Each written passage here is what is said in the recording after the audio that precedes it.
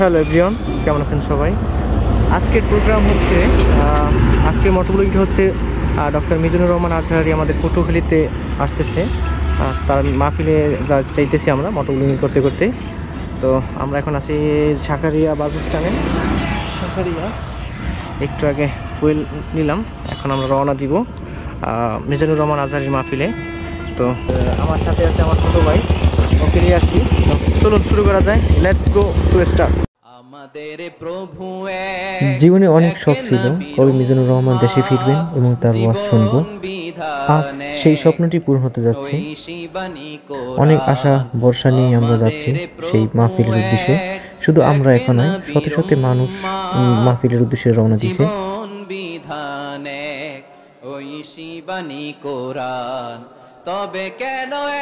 আমাদের কুয়াকাটা লাইনের সড়কটি বেশি ভালো নয়, কারণ এটি এক লেনের রাস্তা, তাই খুব সতর্কতার সাথে চালানো দরকার।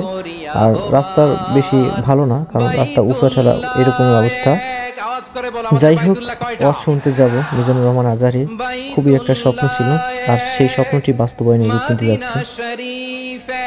যাই বলুক না কেন, ব্যক্তিগতভাবে তার ওয়াজগুলো আমার খুবই ভালো লাগে, কারণ সে খুব সুন্দর করে উপস্থাপন করে এবং কথাগুলো গুছিয়ে বলতে পারে। তবে আমার অন্যতম পছন্দের কারণ হচ্ছে সে কারো গীবত এবং কারো নিয়ে সমালোচনা করে না। আমাদের এই রাস্তাটা খুবই ভয়ঙ্কর, কারণ একটি ট্রাক অথবা একটি বাস ওভারটেক করার জন্য খুবই অন্যরকম একটা এক্সপিরিয়েন্স তৈরি হওয়া দরকার, কারণ এখানে খুবই একটা রিস্ক থাকে। তাই সতর্কতার সাথে অবলম্বন করে সবাই ড্রাইভ করবেন, কারণ আমাদের এই রাস্তা বেশি একটা ভালো না। কুয়াকাটা লাইনের যে রাস্তাটা,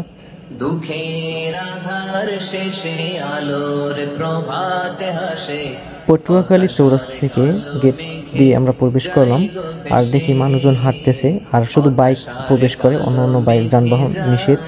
হয়তো দু একটা রিক্সা দেখতে পারেন, কিন্তু বেশিরভাগই বাইক আছে। আচ্ছা, যাই হোক, মানুষগুলো দেখতেছি হাঁটতেছে, আর দেখে খুবই একটা নিজের ভিতরে একটা অন্যরকম একটা আনন্দ কাজ করে। পাতায় পাতায় দেখো ইমানের পথ ঢাকা ব্যথার কাটায়, ভেঙে পড়ো না কবু হতাশ হয়ে, ভেঙে পড়ো না কবু হতাশ হয়ে। পটুয়াখালী চৌরাস্তা থেকে মডেল মসজিদ পর্যন্ত আমরা বাইক রাইড করার সুযোগ পেয়েছি। তারপরে আমাদের মডেল মসজিদে আমাদের বাইক পার্কিং করার সুযোগ দিয়েছে। তো এভরিওয়ান, আমরা অলরেডি পটুয়াখালী মডেল মসজিদে আসছি। মডেল মসজিদে আমাদের বাইকটা পার্কিংয়ে রাখছিলাম, পার্কিংয়ে রাখলাম। এখানে অনেকগুলো বাইক, এখনও ওই পাশে আরও জায়গা আছে, এখনও অনেক আইতে আছে বাইকগুলো, যেগুলো এখনও পার্কিং হয় নাই। তো আর এখানে দেখতেছেন স্বেচ্ছাসেবকের পাশাপাশি পুলিশ ভাইরাও এখানে এই করতেছে। স্রোতে নদী যেন বয়, ছলনার হাতছানি যতই আসুক, পেছনে ফিরেও সে তাকায়। আমরা হাঁটতে হাঁটতে একটা মাঠের সন্ধান পাইছি। এই মাঠে এখনো ভর্তি হয়নি, তবে প্রজেক্টের চালু আছে। ছলনার হাতছানি যতই আসুক, পেছনে ফিরেও সে তাকায় না, যাদের হৃদয়ে আছে আল্লাহ।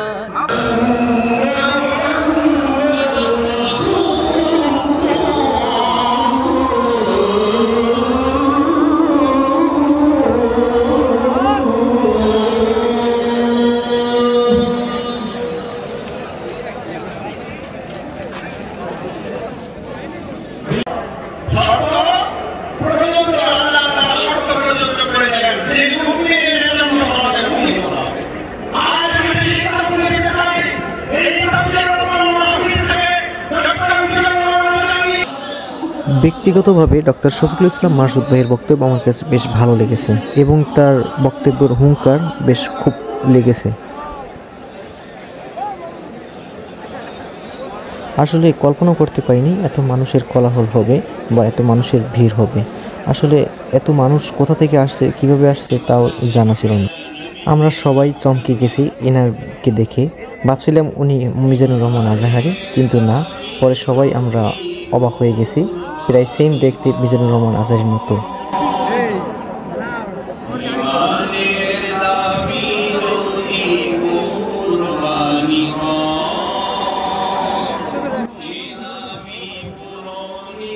বলতে বলতেই চলে আসলো মিজানুর রহমান আজহারী হুজুর।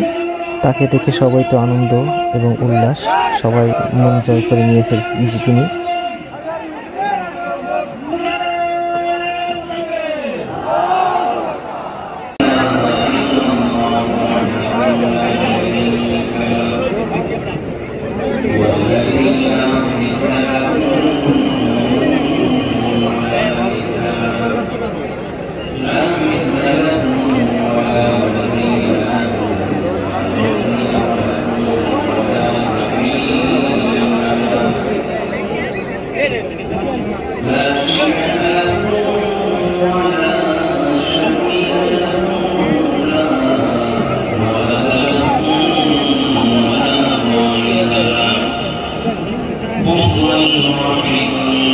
থাকতে হবে, সজাগ থাকতে হবে দেশের জন্য, দেশের সার্বভৌমত্বের জন্য। ঠিক কিনা বলেন?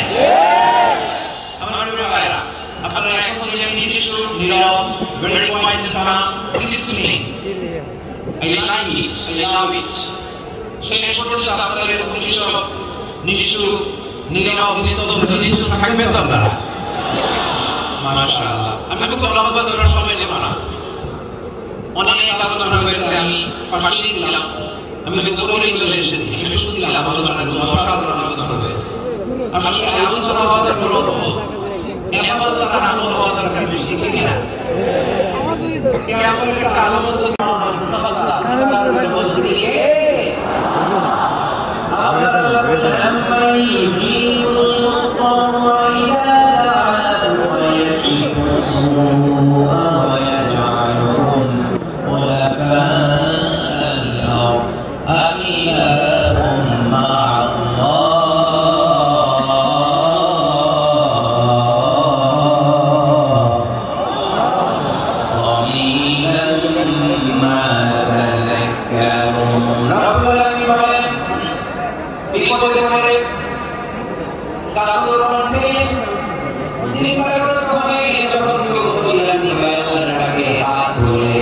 কখনো ব্যক্তি